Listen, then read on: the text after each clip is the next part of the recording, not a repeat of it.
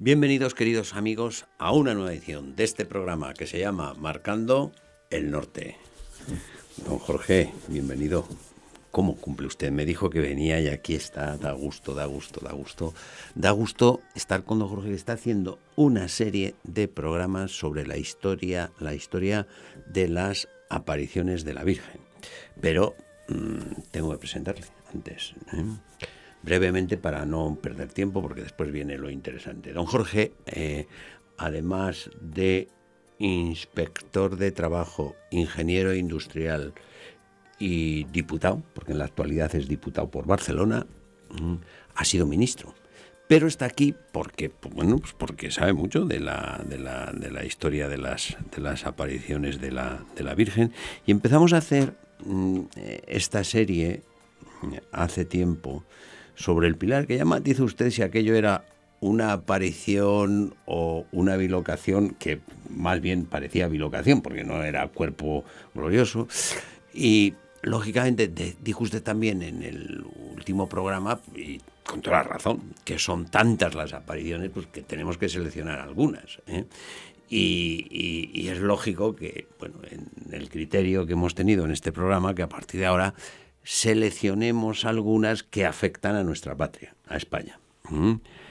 Y empezamos por el Pilar, y si le parece bien, pues vamos a seguir por Guadalupe, puesto en esta serie que empezamos por mañana. ¿Le parece a usted bien? Sí, si no me parece bien también, pero me parece bien.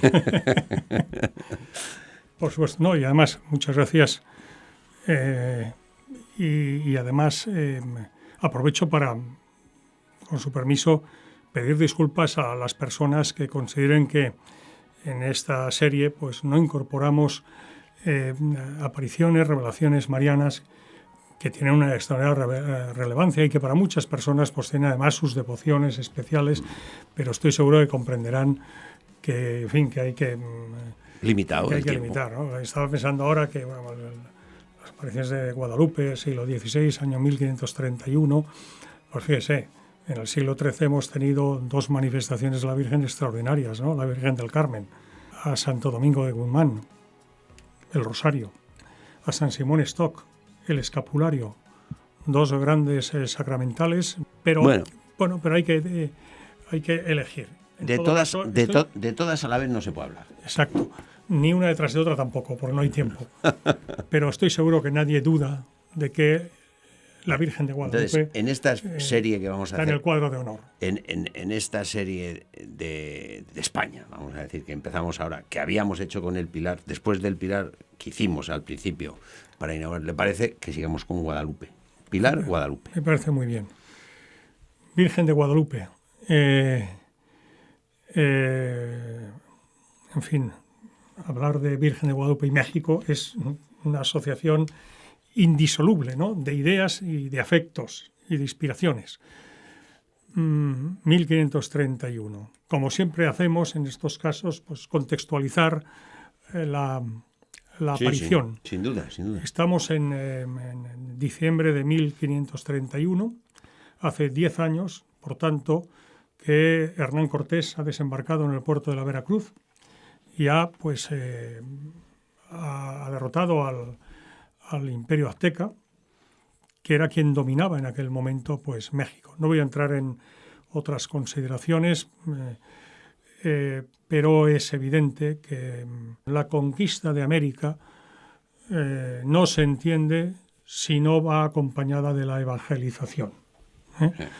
La hermenéutica que se dice, ¿no? Es decir, analizar con las categorías intelectuales, políticas, sociales del siglo XVI, del siglo XXI, hechos sucedidos en el siglo XVI, pues nos lleva a conclusiones equivocadas. Es decir, hay que ser coherentes, ¿no? A la hora de analizar los hechos históricos y hacer un juicio humano, porque el juicio último lo hace Dios, y ese es el definitivo y el único que vale, pero el juicio humano, la opinión humana, el diagnóstico humano no puede hacerse cuando analizamos hechos de siglos atrás con las categorías intelectuales, históricas, etcétera, de todo tipo de nuestra época, ¿no? Porque llegamos a conclusiones cuando menos equivocadas e injustas.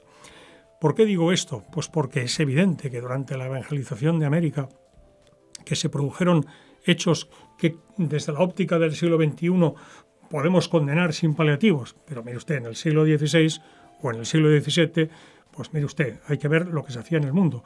Y no quiero entrar en comparaciones, pero ahí están los frutos de la evangelización de América por parte de España. Por lo tanto, hacía 10... Y Juan Pablo II, ya que usted ha empezado por el Pilar, conviene recordar que cuando hizo, con ocasión del 5º centenario, 1992, su viaje a América, lo empezó con una escala más que técnica, no fue meramente técnica, en Zaragoza y en la Basílica del Pilar. ¿Ah, sí? ¿La paró en España? Porque los aviones desde Italia pueden ir directamente a paró en España porque quiso empezar esa peregrinación estableciendo ese nexo evidente entre la Virgen del Pilar y la evangelización de América. Conviene recordar que, ya lo dijimos en el capítulo relativo a la Virgen del Pilar, Milagro de Calanda, pero no está de más recordarlo, ¿no?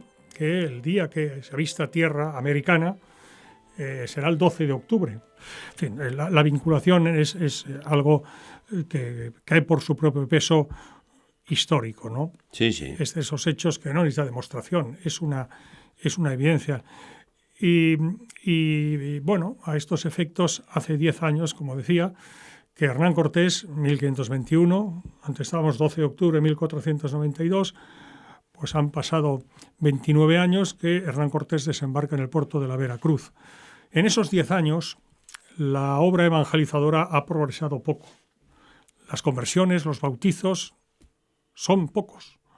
Hay un antes y un después clarísimamente en lo que es la evangelización de América en general y de México en particular, la aparición de la Virgen de Guadalupe. Está llena las apariciones de la Virgen de Guadalupe de significados que brevísimamente a mí me gustaría, si le parece a usted, comentar, ¿no? Venga, vamos. Por una parte, tiempo. cuando se producen, la primera, al hoy San Juan Diego, lo canonizó el Papa en el año 2002 en México, Juan Pablo II. Y su fiesta litúrgica es el 9 de diciembre, porque es el 9 de diciembre de 1531 cuando la Virgen en la cumbre del Cerrito Tepeyac se le aparecerá. Y se tiene entre Juan Diego era un indígena que se había convertido y que esa madrugada, sábado 9 de diciembre de 1531, iba a Tlatelolco para seguir con la catequesis, el aprendizaje del catecismo. Sí.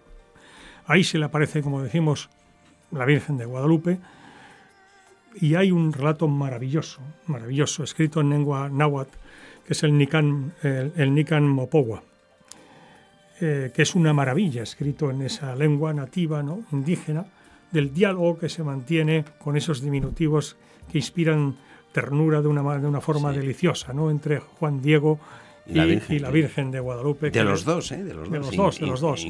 Es una absoluta maravilla el Nican. Dice, niña, ¿estás bien de salud? Sí. Dice la Virgen. Mi niña, mi señora, y es mi hija y mi hijo Juanito, mi hijo más querido. Sí. Es un diálogo en la lengua náhuatl que hay que entenderlo porque esos diminutivos, insisto, expresan sobre todo y ante todo delicadeza y ternura, ¿no? Y no otra cosa, hay que entenderlo en su sentido originario, ¿no? Bueno, le pedirá que edifique ahí una capilla, un templo, y bueno, sabemos que lo que se produce, de las diversas apariciones que tiene desde esa madrugada del sábado 9 de diciembre de 1531 en el cerrito hoy llamado Tepeyac. Luego, con ocasión de la Virgen le pide que vaya al obispo. El obispo era el fraile franciscano español Juan de Zumárraga. Llevaba poco tiempo en México, la Nueva España, el virreinato de la Nueva España. España no eran colonias, Igual que había el virreinato de Aragón, el virreinato de Valencia, Sí, sí. Era el virreinato de Nápoles, el virreinato de Sicilia, pues era el virreinato, y además para significar hasta qué punto ese virreinato, esas tierras mexicanas eran queridísimas, era la Nueva España, es decir, la Nueva España allende el Atlántico, ¿no? Lo digo para que se interprete en su sentido y en su voluntad Claro, originaria, ¿no? Sí, sí. Bueno, le dice que vaya al obispo y que le traslade el pedido que ella le ha hecho. Menuda papeleta. Una papeleta, ¿no? El caso es que, en fin, como sabemos, pues el obispo finalmente le pidió que le diera una prueba de que efectivamente eso se lo estaba pidiendo quien él decía, Nuestra Señora, la Santísima Virgen. Hay una interrupción porque su tío, Juan Bernardino, está para morir y él, pues es muy bonito porque él, para ir a buscar un sacerdote que asistiera espiritualmente a su tío, cuando murió su padre, de Juan Diego, fue el que le crió y tal, por lo tanto le tenía, era como un segundo padre para él, ¿no?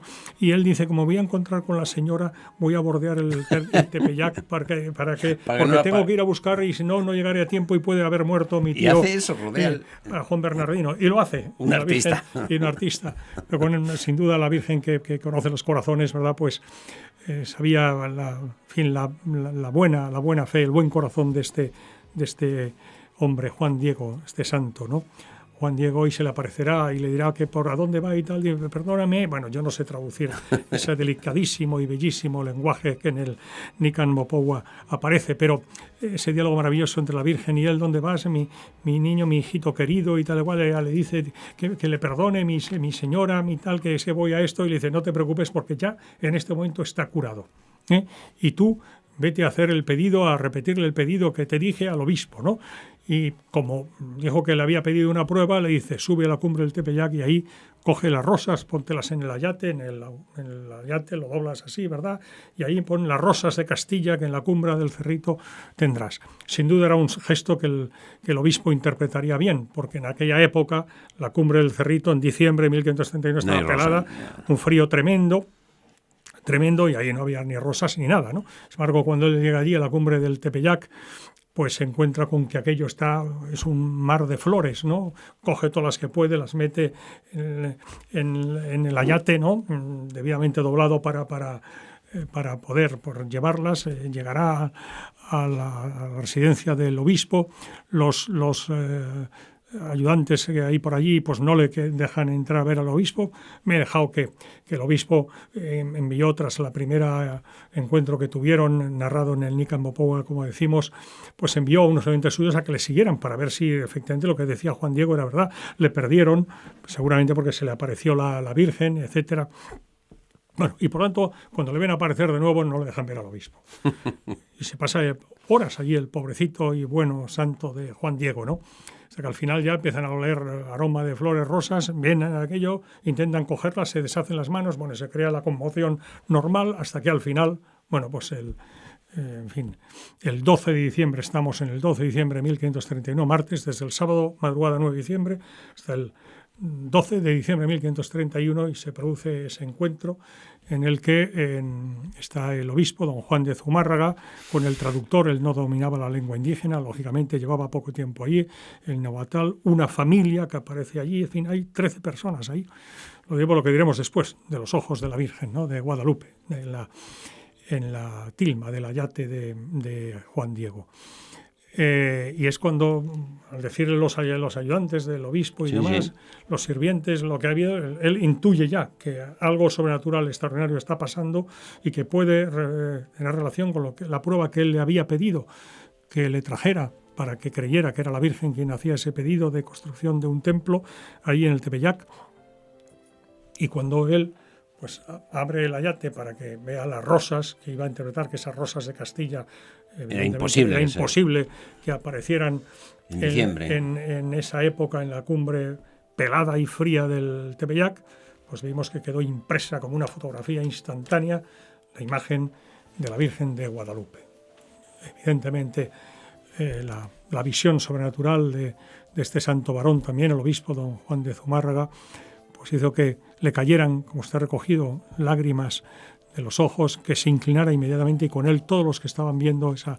Porque en un segundo entendieron. Evoca, ¿verdad?, lo del Evangelio de que vio y creyó cuando llega al sepulcro San Juan y ve ahí pues, que está pues, la mortaja ahí, más, al lado y el sudario que había envuelto, en fin, en este caso el rostro de Jesucristo, etcétera, pues que está ahí doblado, tal, y pone el evangelista y vio y creyó. Pues ahí vio, vieron y creyeron que efectivamente aquello era un hecho milagroso. Sí, sí. Y a partir de ahí, pues la historia de la milagrosa imagen de la Virgen de Guadalupe, que es un milagro para los hombres de aquella época, sin duda, y para los hombres de hoy, que es a lo que iba, esa dimensión. A ver a qué se refiere usted.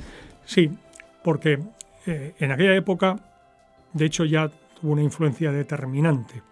Decíamos antes que desde que Hernán Cortés desembarca en el puerto de Veracruz hasta la posterior conquista, hasta la aparición de la Virgen de Guadalupe, han pasado 10 años.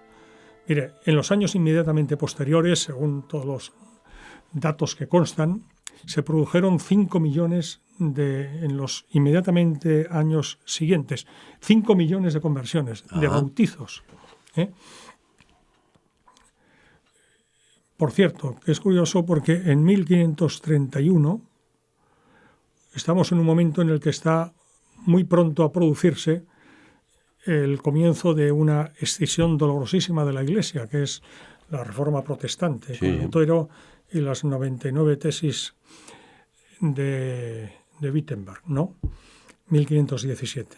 Y donde se estima que en los primeros momentos de la Reforma y lo que significó de cisma de la Iglesia, se perdieron 5 millones de almas que hasta ese momento eran católicas. Claro. Bueno, pues parece que en ese eterno presente se compensa, porque se van a producir inmediatamente en los años subsiguientes, a 1531, pues 5 millones de bautizos. Cuando antes no progresaba la evangelización. Luego, ese es el milagro para los de entonces. Y otro, porque es la convivencia. Me explico, el mestizaje. Ajá, muy importante. La Nueva España, hoy, México, el mestizaje forma parte absolutamente determinada de la identidad mexicana, la fusión de los españoles y de los indígenas, no el genocidio, como en otras latitudes. Sí. La dimensión evangelizadora de la conquista no hacía posible que fuera un genocidio. Era un oxímoron, una contradicción in terminis que se hubiera producido eso. El codicilo del testamento de la reina Isabel la Católica, establece claramente el derecho de gentes, el derecho de los indios, las leyes de Indias. Bueno, Cuidadín. Y el testamento de un rey de entonces es como una constitución de ahora. Exactamente. Eso tiene, que no es una petición caprichosa. El codicilo del testamento de la reina Isabel. Tiene valor de ley fundamental. Exactamente. Y el codicilo del testamento final del siglo XVI, pero ya siglo XV, pero ya el siglo XVI, cuando evidentemente se aplican, ya a partir de 1500, se aplican ya, lógicamente, el codicilo del testamento, las leyes de Indias, etcétera, Bien. etcétera, ¿no? Y por lo que el mestizaje. Y por eso la Virgen se aparece como una, con el tono y las funciones morenita de los indígenas, que se ven reconocidos en ella, ¿no? Y que unas almas sencillas y no racionalistas entienden inmediatamente. Además, con ese lenguaje natural que era un lenguaje hecho a través de signos, de imágenes, no como el nuestro, el alfabeto, tanto el latino como el cirílico, ¿no? Que es letras del alfabeto y tal, ahí son imágenes, símbolos, tal. Inmediatamente captaron que era la Madre de Dios, como ella, y Madre de Dios y Madre nuestra, como la Virgen dice a Juan Diego, ¿no? Bueno, eso sería, muy resumidamente, el sentido de la específico, concreto. Ya hemos dicho que al general siempre es la conversión, etcétera, pero ahí, en aquel momento tan determinante, pues el sentido, la inmediata consecuencia de esa revelación, ¿no? Ya. Y para nosotros, ¿qué decía usted? Para el hombre. Porque es que en el último tercio del pasado siglo XX, y por mor del desarrollo científico, se ha podido conocer unas características absolutamente milagrosas de esa impresión de la Virgen en la tilma del ayate de Juan Diego cuando comparece ante el obispo don Juan de Zumárraga, ¿no? Diversas. Perdón, que es la que se conserva ahora en México. Es la misma que está en la basílica. O sea, lo que hay en la basílica era lo que llevaba puesto encima. En la villa, efectivamente, es lo que llevaba puesto encima Juan Diego. Y ahí está el milagro. El tejido de la tilma, la tela del ayate, es, de magüey. Es una fibra machacada debidamente, pues en fin, pues eso lo que constituía el tejido con el que se vestían los indígenas pues en aquella época, ¿no? Ese magüey tiene esas telas pues tienen una vida que se estimaba en no más de 20 años, en que ya se deshilacharan, etcétera. Han pasado desde 1531 hasta la fecha unos cuantos años, ya vamos para el quinto siglo, para 500 años, ¿no? Se ha descubierto científicamente, y no me extiendo, pero científicamente, que los colores que adornan el vestido de la Virgen de Guadalupe no son colorantes de origen ni mineral, ni vegetal, ni animal, ni por supuesto sintético. Es decir, no hay conocimiento aquí en la Tierra de unos colorantes que expliquen ese color inalterable que tiene la tilma, que tiene en definitiva la imagen de la Virgen de Guadalupe. Repito, ni sintético, ni mineral, ni vegetal, ni animal. Son colorantes desconocidos, de origen absolutamente desconocidos. La tilma, insisto, ha sobrevivido a todo lo que el magüey, materia prima fundamental de la tela, de la tilma, de los ayates, pues no se explica cómo puede estar. A partir de un momento determinado del siglo XVII se puso vidrio, cuando a partir de 1647 me parece que fue, que ya el vidrio fue importado, traído desde España a la Nueva España. Pero hasta ese momento, pues lógicamente era venerada esa tilme y se la besaba, tal, por no contar, no hacer referencia al humo procedente de las candelas, de las velas, en fin, es decir, los atentados que había sufrido, incluso, ¿no?, en 1921 y en el siglo XVIII también. Pero luego es que podemos seguir progresando. Los ojos de la Virgen. Los ojos de la Virgen de Guadalupe son los ojos de una persona viva. Hay unas leyes de la óptica, lógicamente de finales del siglo pasado, el siglo XX, que son conocidas como leyes de Samson Purkinje. Purkinje era un polaco y Samson francés. Estos dos científicos ópticos francés y polaco descubrieron unas leyes de la óptica que rigen cómo en el ojo humano se reflejan las imágenes, ¿no? Bueno, en el iris, en el cristalino, las tres imágenes que hay, bueno, es algo que se ha conocido, como digo, a finales del siglo XX. Bueno, pues las imágenes que aparecen en los ojos de la Virgen, en los dos ojos, el derecho y el izquierdo de la Virgen, se corresponden exactamente con esas leyes. Y además aparecen 13 personas, 13 seres humanos, ahí, en los ojos de la Virgen. Eso ha podido ser conocido por un científico peruano-mexicano, Aste Tonsman. Cuadriculó las imágenes correspondientes a los ojos de la Virgen, en la imagen de la Virgen de Guadalupe, en la tilma del ayate de Juan Diego, el original, en cuadrículas de 1 milímetro cuadrado cada una de ellas, realizando una ampliación de cada milímetro cuadrado de esa imagen en 2.000 veces más, y a su vez está cuadriculándola en 2.778 cuadrículas, es decir, un nivel de precisión microscópica impresionante para poder deducir que ahí están, siguiendo las leyes de la óptica, las imágenes de 13 personas que la tradición pictórica y escrita dicen que estaban allí. Por no hablar de las constelaciones que representan las estrellas del manto de la Virgen, que equivalen, según los expertos, astrónomos, etcétera, ¿no?, en fin, la ubicación, las diferentes constelaciones de nuestra galaxia, el 12 de diciembre de 1531, ¿no? Bueno, es una cosa, o si quiere le digo, que mantiene la tilma una temperatura constante de 36 grados y medio, que es la temperatura ordinaria de una persona. Increíble. Es decir, bien, lo cual quiere decir que es un milagro para el hombre de nuestro tiempo, porque esos conocimientos científicos no se tenían en el siglo XVI ni en el siglo XVII, y se puede hacer. Y por tanto, oiga, un milagro para los hombres de aquella época, que vaya que hizo bien. Hoy es la emperatriz de México, emperatriz de América, y para el hombre racionalista, cientifista, como usted muy bien ha dicho, positivista del siglo XXI, ahí lo tienes. Toma ya. Don Jorge, hay que seguir. Hemos prometido, seguimos. Porque...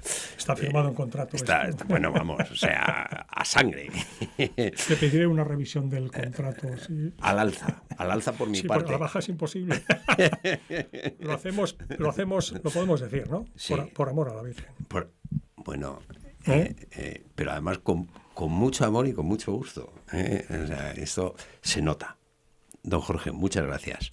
Muchas gracias, queridos amigos, por haber estado con nosotros. Decirles que nos vamos a poner a trabajar para que dentro de pocos días les podamos ofrecer una nueva edición de este programa que se llama Marcando el Norte.